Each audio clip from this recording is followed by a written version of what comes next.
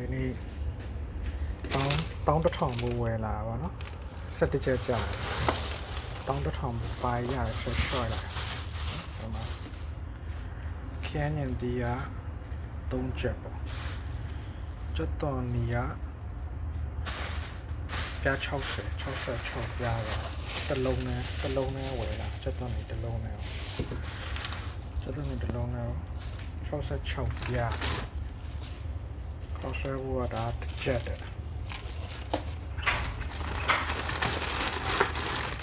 ဒါဖာစတာက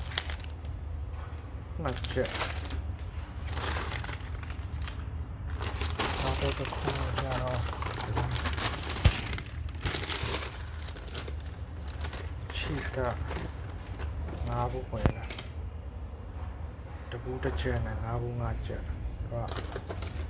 expire က